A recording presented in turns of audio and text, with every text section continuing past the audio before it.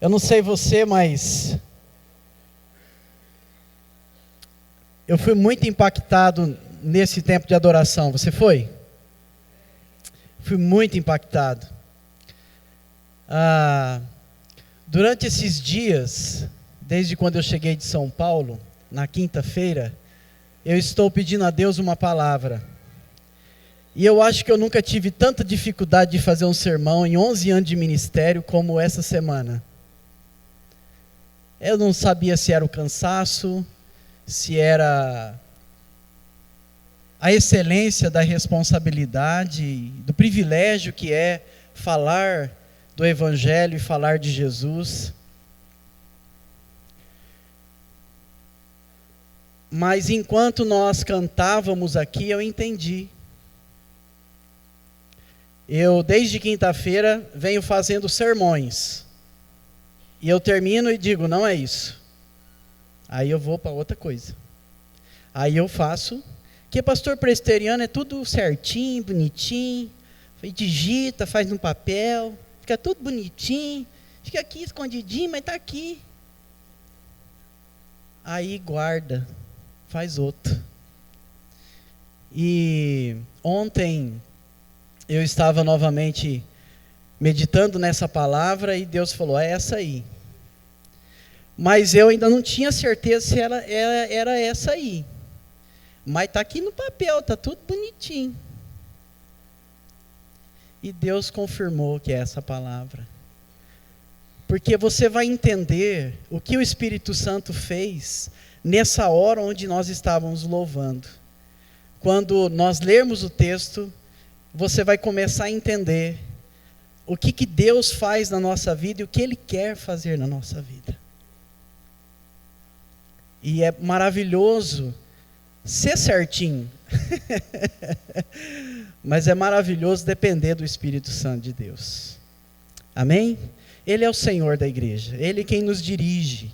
Ele quem nos comanda. Ele quem deve nos governar.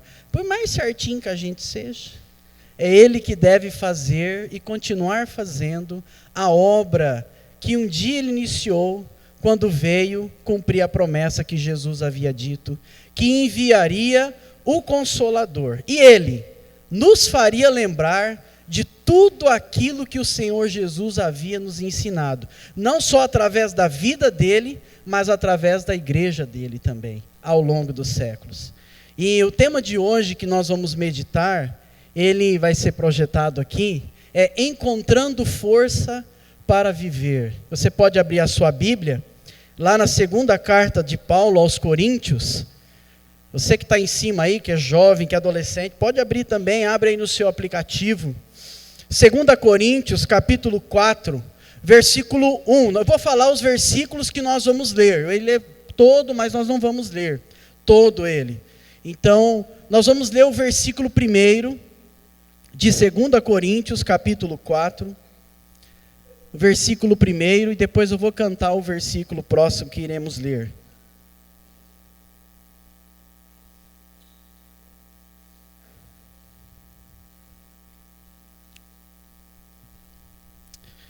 Segunda Coríntios, capítulo 4, verso 1, Paulo escrevendo a esta igreja, ele diz: portanto, visto que temos este ministério, pela misericórdia que nos foi dada, não desanimamos. Versículo 6. Pois Deus que disse, das trevas resplandeça a luz, Ele mesmo brilhou em nossos corações, para a iluminação do conhecimento da glória de Deus, na face de Cristo. Mas temos esse tesouro em vasos de barro, para mostrar este poder que a tudo excede, provém de Deus e não de nós. De todos os lados somos pressionados, mas não desanimados. Ficamos perplexos, mas não desesperados. Somos perseguidos, mas não abandonados. Abatidos, mas não destruídos. Versículo 16, 15, aliás. Tudo isso é para o bem de vocês, para que a graça que está alcançando em número cada vez maior de pessoas, um número cada vez maior de pessoas, faça que transbordem as ações de graças para a glória de Deus. Por isso, não desanimamos. Embora exteriormente estejamos a desgastar-nos, interiormente estamos sendo renovados dia após dia, pois os nossos sofrimentos leves e momentâneos estão produzindo em nós uma glória eterna que pesa mais do que todos eles. Assim, fixamos os olhos não naquilo que se vê, mas no que não se vê, pois o que se vê é transitório, mas o que não se vê é eterno. Amém? Você entendeu o vaso de barro? E eu falava, Deus, como que é estranho? Como que eu vou fazer? E ele falava, é isso aí que eu quero, e é isso aí que eu quero. E é sobre isso que nós vamos conversar. E eu fiquei pensando que, como encontrar força para viver, diante de algumas situações que nos abate, que chega até a gente. E eu me lembrei de um dia muito ruim na minha vida, quando eu tinha os 12 anos de idade, e pela manhã, alguém foi aonde eu estava me dar uma triste notícia de que meu pai havia falecido. E naquela ocasião, com 12 anos de idade, eu me lembrei disso essa semana, na sexta-feira, quando estava meditando na palavra. Naquele momento eu sabia que a minha vida ia ser difícil, não ia ser fácil. Não ia ser fácil. E para quem quer viver de bem com a vida, precisa ter esse entendimento de que a vida, e na vida, existem percalços, existem problemas, existem dificuldades. Não é tudo muito simples, nem sempre, e nem tudo muito fácil sempre. E naquela ocasião eu me lembrei, já órfão de mãe, que a minha vida teria um trilho bem difícil, não seria fácil.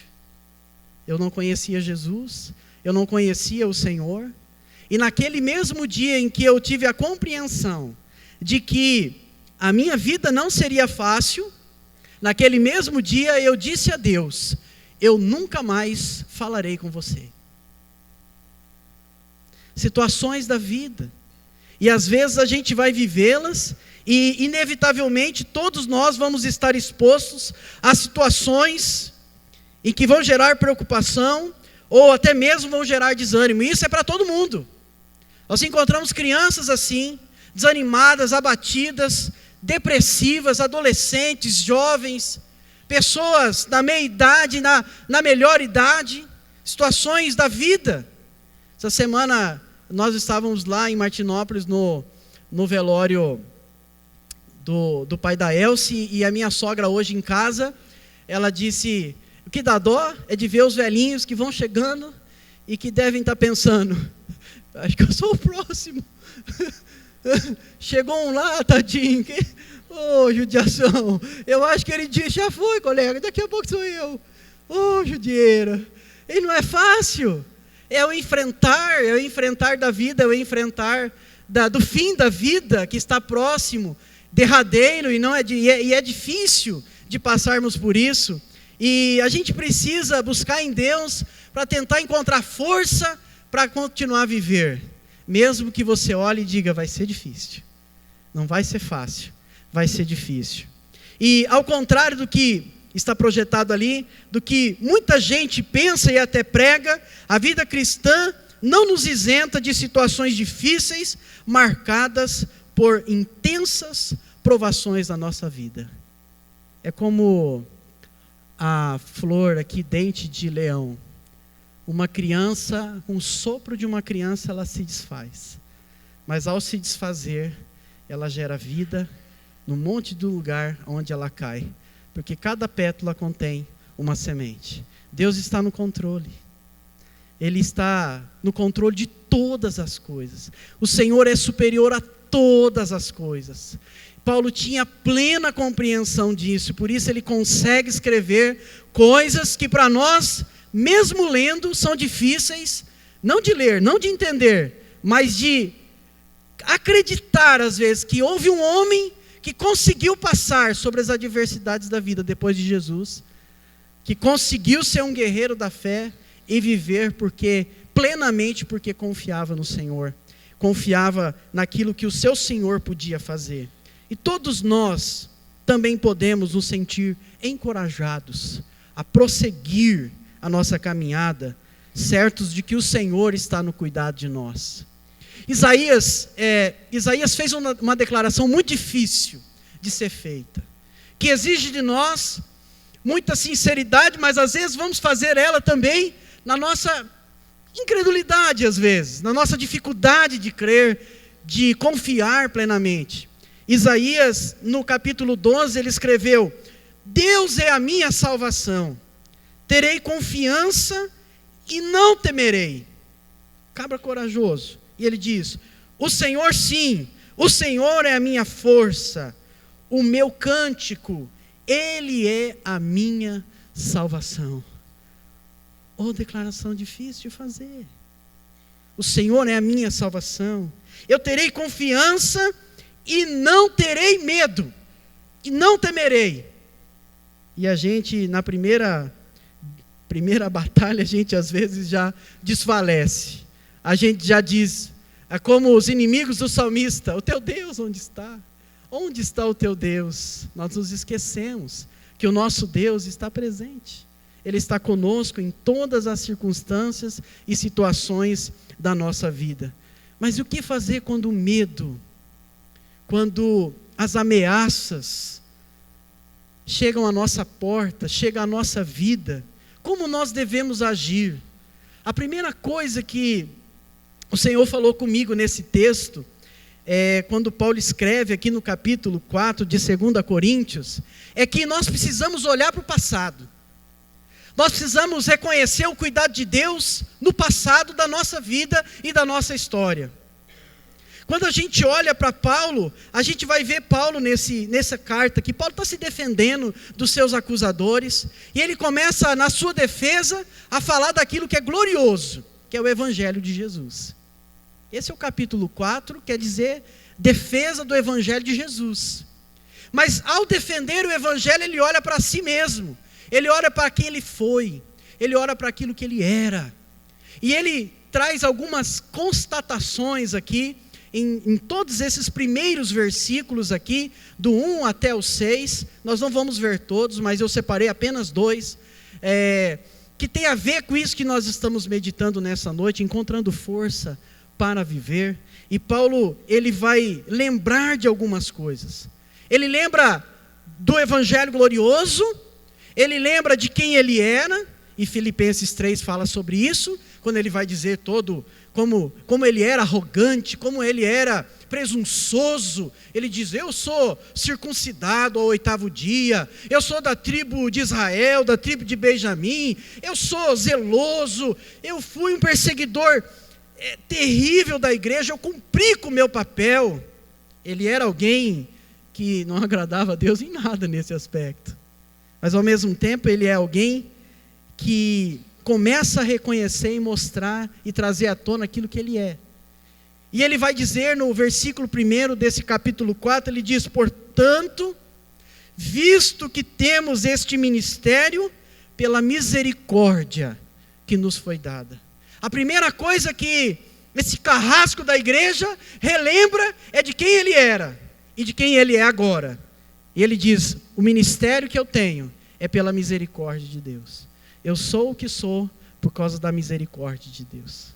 Ele está lembrando, e nós precisamos também lembrar de quem nós somos, de quem nós éramos. Trazer a memória, encontrar força, é trazer a memória quem a gente também já foi. E o que nós somos agora em Cristo Jesus. Isso que Paulo traz, essa lembrança, dizendo: Deus foi misericordioso comigo. Esse ministério, o serviço, a palavra aqui, diaconia, esse serviço só me foi dado não porque eu merecia, mas por causa da misericórdia de Deus. Deus foi muito misericordioso comigo, e é por isso que eu posso estar aqui. É por isso que Paulo vai dizer: eu tenho consciência daquilo que eu sou em Cristo Jesus. E ao escrever em 1 Timóteo, ele vai falar isso. Sabe o que ele diz lá em 1 Timóteo 1? Ele fala assim: eu dou graças a Deus, eu dou graças a Cristo Jesus, nosso Senhor, que me deu forças e me considerou fiel, designando-me para o ministério, a mim que anteriormente fui blasfemo, perseguidor e insolente, mas alcancei, olha de novo ele falando aqui como ele fala no verso 1, mas alcancei misericórdia, porque fiz o que fiz por ignorância na minha incredulidade. Contudo, a graça de nosso Senhor Jesus transbordou sobre mim, juntamente com a fé, o amor que estão em Cristo Jesus. Para encontrar força para viver, é preciso lembrar aquilo que a gente já foi. É reconhecer e perceber aquilo que Deus fez na nossa vida. Aquilo que Deus fez na nossa vida, nos tirando daquilo que nós estávamos e colocando-nos no lugar que estamos agora. Paulo fala aqui nesse capítulo, no versículo 6, quando ele diz assim: e a luz brilhou, e ao brilhar ela iluminou a sua mente, ela iluminou o seu conhecimento, para que você conheça a Deus. Aonde? Só é possível conhecer a Deus verdadeiramente na face de Jesus. Que João fala, ele é o esplendor da glória de Deus. Não tem como conhecer a Deus fora de Cristo. Não tem como. É por isso que Paulo está dizendo isso, mas está reconhecendo o seu passado, está reconhecendo aquilo que ele era. E aí, segundo, ele diz assim: ele me deu força para atravessar, para enfrentar todas as adversidades que eu enfrentei, antes e depois, agora como filho, como escravo, como ele gosta de se chamar, escravo de Cristo. No mesmo versículo ele diz isso: pela misericórdia que nos foi dada, não desanimamos, porque o Senhor tem me fortalecido, o Senhor tem me ajudado. E Paulo passou por inúmeras situações. Quando a gente começa a ler 1 Coríntios, 2 Coríntios, você vai conhecer um pouco da história de Paulo. Tantas coisas: perseguição, rejeição, oposição, abandono, apedrejamento, açoite, prisão, acusação, naufrágio e até a própria morte. Fora o sofrimento que ele tinha quando se lembrava das igrejas, quando escrevia as igrejas, quando orava pelas igrejas, da quais ele havia plantado, da quais ele orava. Paulo tinha uma convicção no seu chamado, porque sabia que o mesmo Deus que chama é o Deus que capacita, e é o Deus que capacita a gente a enfrentar todas as adversidades da nossa vida. Nós podemos olhar e dizer: não vai ser fácil, não foi fácil, mas o Senhor nos fez chegar até aqui. Talvez poderíamos dizer: Ebenezer, até aqui o Senhor nos ajudou, até aqui o Senhor tem nos ajudado. Há muitas situações que podem gerar desânimo e até mesmo a vontade de desistir na nossa vida. Muitas são. Nós estamos vivendo um momento desse no nosso país, onde você liga, o Fantástico era até legal de assistir, deixou de ser legal, porque você liga, é tudo corrupção, é problema, um monte de coisa. Tinha umas reportagens boas lá, mas está tão feio, é tão desanimador, gera tanta falta de credibilidade. Quando a gente ouve nessas delações, agora o famoso da delação, dizendo para Renan, não sobra um. Oh meu Deus, não sobra um. É tão difícil, isso gera desânimo. Estamos próximos de uma eleição e a nação tão desanimada. Precisamos orar, porque nós precisamos fazer o nosso papel. Quando um diagnóstico médico terrível chega na nossa casa, é duro. Dá vontade de desistir mesmo, dá vontade de parar, dá vontade de se enfiar numa caverna como Elias mesmo. Se foi depressão ou não, não sei, sou psicólogo. O que a gente sabe é que foi um negócio ruim, foi difícil de passar, de enfrentar, e tem muita gente passando por isso, muito adolescente passando por isso. Me lembro do tempo que eu fiquei em EP, 1 ano, 6 adolescentes se suicidaram. 3 enforcados. 2 estavam indo na igreja. Situações da vida difíceis. Nós precisamos aprender a reconhecer que elas, às vezes, geram dificuldades, mas Paulo está dizendo, é pela misericórdia de Deus que eu ando. Ele está dizendo, por causa dessa misericórdia, nós estamos ainda firmes, caminhando, andando, sem desanimar. Talvez seja isso que ele quis dizer quando escreveu aos Filipenses: eu prossigo olhando para o alvo firmemente, para o autor e consumador da minha fé. Porque se eu olhar do lado, se eu olhar para as circunstâncias, se eu olhar para trás, as 195 chicotadas que pesavam nas costas de Paulo, talvez ele dava meia volta e voltava embora. Mas não foi isso que ele fez. Às vezes crise no relacionamento conjugal, crise na criação de filhos, difícil, nos abate, nos aflige.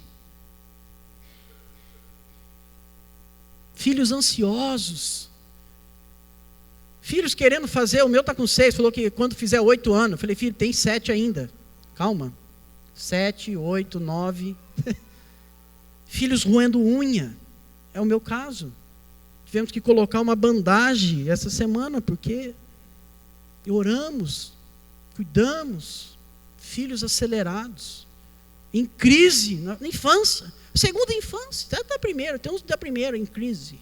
Ô pai, você não me deu um celular. Eu lembro que o Theo tinha 3 anos e pediu um celular. Ô pai, eu quero um celular. Eu falei, nossa, já está em crise com 3 anos. Difícil a situação. Olha só. Eu falei, não filho, não está na hora. Nem o pai tinha. O meu era um dinossauro.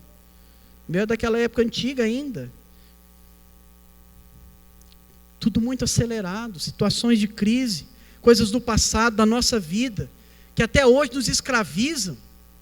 Paulo faz um olhar para o passado dizendo, olha quem eu era. Ele está escrevendo para a igreja, ele está dizendo, olha quem eu era, mas a misericórdia de Deus, pela misericórdia de Deus, Deus nos confiou um excelente ministério. Olhe para trás, veja o que Deus tem feito na sua história, na sua vida, apesar das circunstâncias, apesar das dificuldades, a graça se manifestou em você, ou pode se manifestar em você nessa noite. É só você dizer sim. Não tem preço, nós não cobramos aqui, a Igreja Presbiteriana Independente não cobra. Nós não vendemos a graça, ela está aqui, está aí, está em todo lugar. É a manifestação do amor e da misericórdia, da salvação que há em Jesus Cristo sobre a nossa vida. Mas Paulo traz uma segunda lição para encontrar forças, ou força para viver, que é olhar o presente. É olhar o nosso presente, é olhar a nossa situação, a nossa realidade também. E no versículo 6, Paulo vai dizer, porque Deus que disse, das trevas resplandeça a luz, e Ele mesmo brilhou em nossos corações para a iluminação do conhecimento da glória de Deus na face de Cristo. Mas temos esse tesouro em vaso de barro. É muito interessante, porque Paulo está encorajando aqueles irmãos, lembrando que eles foram o que eles eram agora, a partir da vida de Paulo. Paulo ele já vai dizer, olha, sejam meus imitadores como eu sou de Cristo.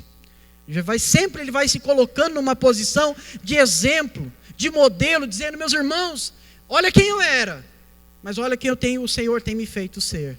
A gente não precisa ter vergonha daquilo que a gente já foi. Não precisamos ter vergonha. Nós devemos nos gloriar pela excelência do conhecimento que foi revelado a nós de Deus na face de Cristo. E glorificar e viver a nossa vida pela glória de Deus. É se relacionar com as pessoas do povo de Deus, da família de Deus, mas é ser testemunho lá fora, para aqueles que ainda não são da família de Deus. É levar Jesus, é levar o Evangelho. Eu falei com o William ontem, eu falei, rapaz, está difícil esse negócio de ser irmão, não estou na paz não. Ele falou, irmão, prega o Evangelho. Ele falou, que é tão fácil, né? E é verdade, né, irmão? Prega o Evangelho. Abra sua boca lá, você que é adolescente. Está um adolescente em crise lá, fala, olha, na minha igreja tem um curso. Fala com o seu pai, com a sua mãe. De repente, o Espírito Santo faz uma obra lá, quebra as barreiras e vem todo mundo para a igreja. É assim que funciona. É assim que funciona. A obra não é nossa, nós somos apenas um vaso de barro, mas a excelência desse poder, que a tudo excede, vem de Deus e não de nós. Paulo já dizia isso, não é para a gente não se gloriar, é para a gente não se achar, é para a gente não achar que o nosso certinho é o certinho. O certinho é o que é de Deus tem para a nossa vida. A vontade de Deus que é boa, que é perfeita e que é agradável. É o evangelho de Jesus que Paulo diz que é o poder de Deus para a salvação, para a destruição de toda a obra do maligno. Porque Jesus que é o evangelho, que é a pessoa do evangelho, que é o verbo encarnado, que foi à cruz, e lá na cruz ele pagou o preço. E lá na cruz ele expôs os demônios ao ridículo. Por isso que você tem autoridade para toda vez, em nome de Jesus, expor o diabo ao ridículo. Mas nós temos muito crente com medo. Não pode manifestar um demônio que liga para o pastor. Ou se o pastor está dormindo, deixa o pastor dormir, abençoado. 3 horas da manhã, pastor, estou com um capeta aqui. Hoje eu expulso o seu, aí. Misericórdia. Nós sabemos o ministério que temos, claro. Mas você tem um ministério. Você tem um ministério. O ministério não era de Paulo. Ai, Paulo era chique. Não, os outros apóstolos também, os outros discípulos também. Nas eras da igreja cristã, os discípulos fizeram a obra. As discípulas que apareciam fizeram a obra. Eu e você temos uma autoridade que não é nossa. Nós somos apenas um vaso de barro, de cerâmica, muito frágil.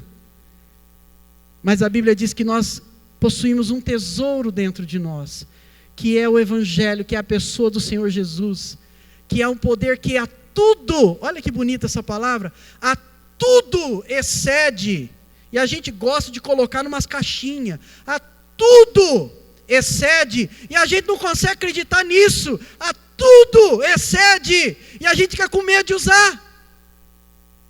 Não tenha medo, porque o poder não é seu, é dele. E olha que coisa extraordinária, Deus resolveu habitar num vaso de barro, tão frágil, tão sujeito a quebras, a rachaduras, como eu e você. É ou não é uma coisa extraordinária? É ou não é uma coisa para a gente olhar e dizer assim, eu não mereço, eu não sou digno. Mas antes de você pensar e agir desse modo, lembre-se de uma coisa, temos o ministério que temos a vida que temos no Senhor, é pela misericórdia de Deus, e não por aquilo que você pode produzir para o Senhor, é pela misericórdia de Deus. Por isso Paulo está trazendo isso no presente. Para encontrar força para viver é preciso reconhecer o cuidado de Deus, não só no passado, mas no presente. É onde vem a renovação de Deus sobre a nossa vida. Somos um vaso, mas carregamos algo tremendo na nossa vida. Paulo está lembrando a esses irmãos que é o próprio Deus. E Paulo pôde dizer, aliás, antes um comentário de um pastor presbiteriano, o pastor Hernandes, ele diz num comentário, somos vasos de barro para que possamos depender do poder de Deus, não de nossas próprias forças. Você é barro para que a excelência de Deus se manifeste na sua vida. Se você fosse um vasão chique, uma vez tinha um irmão pentecostal orando, e aí na oração, essas orações bem fortes, falou assim, Senhor, faz de mim um pires. Aí os irmãos não entendiam, né? Que o irmão lá também biloló, está na unção demais, a unção fez ele se perder. Senhor, faz de mim um pires. Aí um irmão incomodado falou, irmão, você está entendendo que você está orando? Aí ele terminou a oração, né? Aí ele, foi o clímax, deu tudo certo, final da oração, ele disse assim, faz de mim um pires, para que quando a tua glória chegar em mim, ela não fique em mim, mas ela respingue para aqueles que estão perto de mim. Quando a gente é vazão demora para encher. Aí você fica 40 anos vindo na igreja, pedindo 6 horas. Conhece o crente 6 horas? Ô irmão, 6 horas por mim? Ô irmão, 6 horas por mim? Ô irmão, 6 horas por mim? Conhece o crente 6 horas? Né? E aí o vazão me demora para encher, 60 litros de unção. Demora, irmão, 60 litros de unção é muita coisa. Entendeu? Faça a oração do pires. Senhor, faz de mim um pires, para que a tua glória não fique presa em mim, mas ela seja manifestada. É isso que Paulo está lembrando, vocês são barro, vocês não são nada, vocês não eram nada, mas agora por causa de Cristo vocês são alguma coisa. causa de Cristo, você agora é chique. Você é power. Você é poderoso, sabia? As portas do inferno não podem resistir você, porque Jesus te deu um poder. Mas você é barro. Hoje dinheiro. Pode quebrar a qualquer momento. Mas o poder que há em você a tudo excede. A tudo excede. Para que Deus seja reconhecido. Para que Jesus seja reconhecido. Para que Jesus seja adorado. Paulo tinha essa compreensão, e ele vai escrever no versículo 8, ele vai dizer: irmãos, de todos os lados nós somos pressionados. Mas ele vai dizer: mas não desanimados. Ele diz: ficamos perplexos, mas não desesperados. Somos perseguidos, mas não abandonados. Abatidos, mas não destruídos. Isso é coisa maravilhosa de Deus. Paulo está lembrando esses irmãos.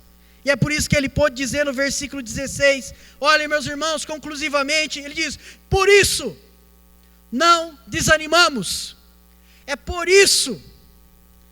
É porque este Deus que com misericórdia nos alcançou, é o mesmo Deus que tem nos sustentado, para que não desanimamos, para que não desanimemos, para que estejamos firmes na sua presença, porque Ele habita em nós, o seu poder se revela em nós, vasos de barros tão frágeis, tão imperfeitos, mas capazes, pela graça e pela misericórdia de Jesus e do Senhor Deus, de carregar o Senhor Deus, de ser do Senhor Deus.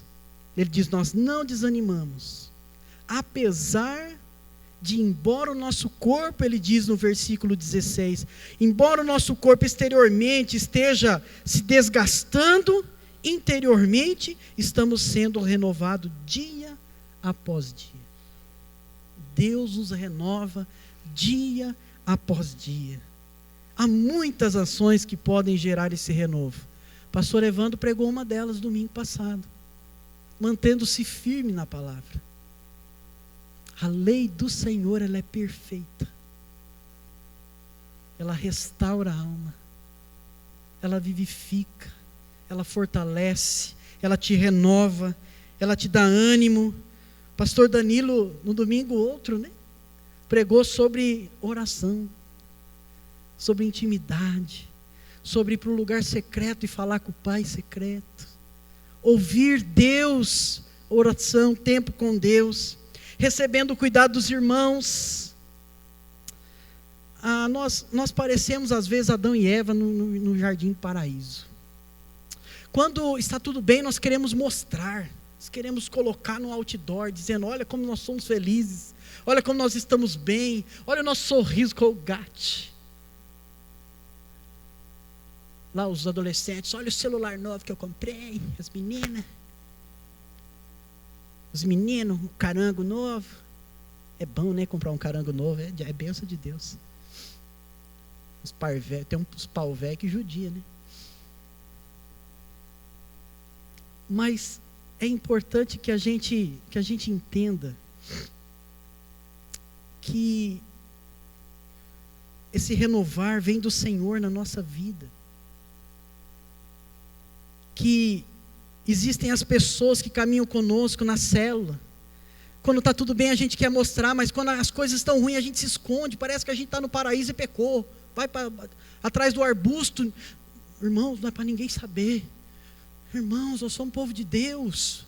Como que a gente vai se mutuamente abençoar, mutuamente suportar, mutuamente andar junto, se a gente não sabe a dor, a dificuldade, o flagelo do outro? Nós precisamos disso em todos os níveis, os jovens, os adolescentes, os adultos.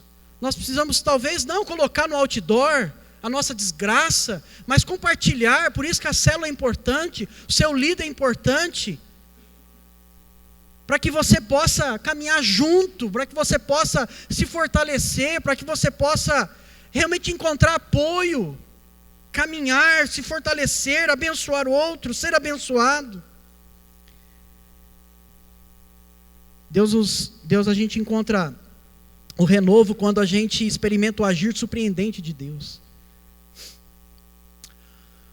O profeta Elias, depois de destruir lá os profetas de Baal, recebe uma condenação de morte. Uma mulher chamada Jezabel diz para ele: eu vou pegar tua cabeça, você vai ver. E Elias vai para uma caverna. E tem uma coisa na teologia chamada teofania, que são as manifestações extraordinárias de Deus. E os profetas estavam acostumados com essas manifestações sobrenaturais: fogo, terremoto, vento, enxofre, um monte de coisa. E Deus começa a falar, começa a se manifestar, e a Bíblia vai dizer: e Deus deu um trovão, mas Deus não estava no trovão. Deus passou com fogo, mas Deus não estava no fogo. Deus deu um terremoto, mas Deus não estava no terremoto. E de repente, uma leve brisa suave pairou. E a voz do Senhor disse: o que você está fazendo aí, Elias? Deus às vezes vai surpreender você. Você precisa estar atento a isso. Deus quer surpreender você. Ah, eu gosto de ver Deus no agito. Às vezes Deus vai falar muito calmo com você. A molecada tem que ter um louvorzão torado, né? Mas às vezes Deus vai falar com você bem quietinho. Lá no teu quarto, quando você está chorando por alguma coisa, ou quando você está na presença do Senhor por alguma coisa. Mas também encontramos força para viver olhando para o futuro. Reconhecer o cuidado de Deus no futuro de nossa vida. Esperança. Esperança. Paulo vai dizer aqui no versículo 17, ele diz: pois os nossos sofrimentos leves e momentâneos estão produzindo para nós uma glória eterna, que pesa mais do que todos eles. Assim, fixamos os nossos olhos, não naquilo que se vê, mas no que não se vê, pois o que se vê é transitório, mas o que não se vê é eterno. Paulo olha para o futuro e diz: a minha vida não foi fácil, não está fácil, mas eu olho para frente, porque lá na frente tem algo extraordinário me esperando. A gente já não fala mais do céu, porque a gente inventou aqui, no reino espiritual, a minha casa, a minha vida celestial. É minha, eu estou pagando, e ninguém tira de mim, e eu quero viver nela para sempre. E nós esquecemos do céu. Queremos viver eternamente na minha casa, minha vida celestial. Porque é tão difícil ter a casa própria, fala sério, né? Faz 11 anos que eu estou tentando. Misericórdia. Mas a gente quer ter a minha casa, a minha vida. E a gente não abre mão dela. E quando alguém mexe nela, a gente diz: ó, está errado isso aí. Quando Deus quer pôr a mão nela, a gente diz: o senhor não tem permissão. Dá licença. Não deixei. E Jesus vai falar: tudo bem. Eu sou um Deus cavaleiro. Eu bato a porta. Eu não arrombo como o diabo, que vem como um ladrão sorrateiro para matar, roubar e destruir. Eu vim, bato a porta, e quem abre, recebe de mim a vida, e a vida em abundância. Paulo está trazendo isso à memória, ele está olhando para o futuro e está dizendo assim: nós estamos nos prendendo a coisas daqui. E certamente as tribulações que Paulo viveu não foram momentâneas não, viu gente? Não dá tempo aqui para eu ler não. Bem que eu queria, mas não dá tempo não. Paulo vai dizendo no capítulo 1, capítulo 2, capítulo 4, capítulo 6, capítulo 10, capítulo 11, tudo que ele passou. Depois você lê. Não foi um ministério nem uma vida fácil. Para quem era cheio de glória, para quem era cheio de honra, para quem era tão especial, circuncidado ao 8º dia, povo de Israel, da tribo de Benjamim, fiel à lei, cumpridor da lei, zeloso, irrepreensível. Não foi fácil passar e enfrentar, mas ele diz: os meus olhos estão fixos, não naquilo que é transitório para mim, mas naquilo que me espera, naquilo que é eterno. É bom ter as coisas na terra, irmão. Fica na paz. Não sai daqui querendo vender seus bens, não. Descansa no Senhor, seu carrão. Se você quiser fazer uma doação generosa, mas fica na paz. Entendeu? Descansa. Agradece a Deus quando você levantar. Senhor, tem ar-condicionado. Oh, glória. Quando eu passar do seu lado de Fusquinha, de BMW, é que caiu o B e o M, só sobrou o W. Quando eu passar de Fusquinha, você não fica orgulhoso, não. tá? Porque eu tenho janela. E estou para colocar um ventilador interno. Né, pastor? Nós temos um fusquinha branco. Então, glorifica a Deus, glória a Deus, é bom demais. Onde eu paro no posto para abastecer, o pessoal vende? Não. Se eu tivesse de BMW, ninguém ia perguntar. Mas de Fusca, um monte de gente pergunta, fala, vende? Não. Bota o preço? Não vendo, muito obrigado, estou feliz com ele. Engraçado isso, né? Sabe, aprende a perceber o Senhor nas coisas belas e simples da vida. Nós estamos ficando muito aqui, estamos perdendo de vista aquilo que o Senhor tem para nós. E eu queria, acho que dá para colocar aquele vídeo lá. São só 3 minutos e nós vamos encerrar orando. Queria que você... O sermão não acabou, viu, gente? É só um vídeo, ok? Está acabando já. Obrigado por você ter me ouvido até aqui. Você é valente. Você é corajoso, corajosa. Faz tanto tempo que eu não prego para gente grande, que eu já nem sabia mais pregar para gente grande. Então, vamos assistir isso aqui, depois a gente vai orar, pedir a bênção do Senhor sobre a nossa vida. Meu pai dizia que ele e minha mãe estavam lado a lado, ansiosos quando eu estava nascendo. E quando ele viu meu ombro, ele simplesmente ficou pálido. E daí meu pai e minha mãe se assustaram, porque viram que eu estava sem um braço direito. Meu pai queria sair do quarto, porque não acreditava no que estava vendo. O médico entrou e meu pai disse, meu filho, ele não tem um braço direito. Ele disse, não, ele não tem braços nem perna. Ele disse que quase desmaiou, ele não podia acreditar. E toda manhã na igreja ele perguntava, por que Deus permitiria uma pessoa nascer assim? Eu dei a minha vida para Jesus Cristo quando eu li João 9, aos 15 anos de idade. Quando um homem, passando numa vila, e o homem, um cego de nascença, Jesus o viu e as pessoas perguntaram, por que este homem nasceu cego? Jesus disse, foi assim para que se manifestem nele as obras de Deus. Em 2 Timóteo 3,16 ele diz, toda a escritura é divinamente inspirada, e eu acredito que Deus inspirou em mim vida e fé. Esta fé veio sobre mim, esta paz veio sobre mim. Eu senti que Deus havia me respondido. Qual foi a pergunta e qual foi a resposta? A pergunta foi por quê? Por que me fizeste desta forma? A resposta foi, você confia em mim? Essa é a questão. E quando você diz sim para esta pergunta, nada mais importa.